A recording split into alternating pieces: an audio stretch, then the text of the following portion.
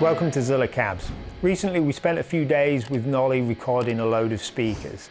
We used a track written to illustrate different aspects of heavy playing and the importance of hearing them in a band mix.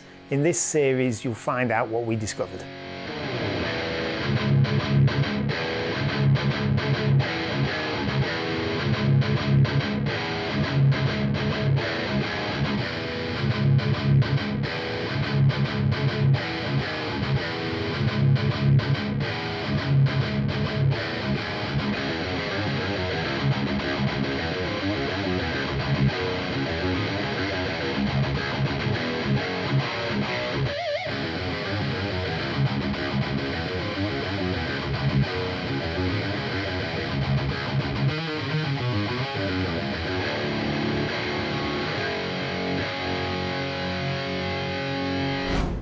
So the EVH model, the signature speaker, I really like this one. It's very enjoyable actually to listen to.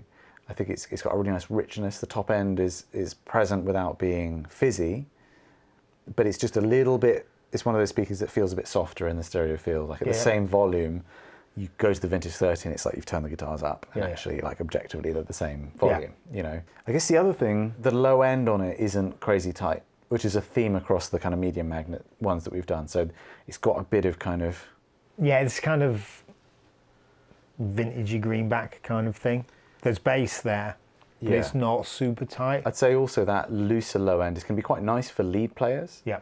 I think it depends on the kind of riffing you're doing, but for example, you know, just to contrast with the Neo Cream that had a really tight low end, the riff that's more single notey, when there's that little fill in before it goes back into the chords, that didn't feel as smooth.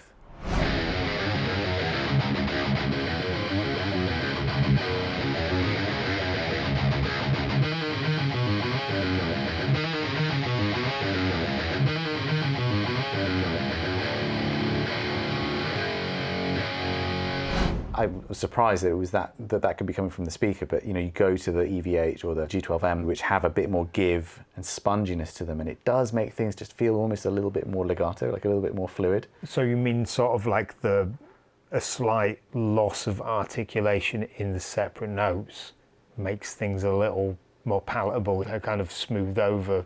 Yeah, it's like kind of the opposite of percussive. You know what I mean? Like the percussive sounding speakers with a really tight low end can sometimes feel a bit exposed when you're playing single notes or something. It depends on your playing style. Your amp's going to be a big determinant as well. Like if you've got a really tight amp, then a percussive speaker could just be too much. Just kind of take your head off. And this is one of the ones where, you know, most of the time I'm talking about how you go to the Vintage 30s and they sound so upfront and that's amazing.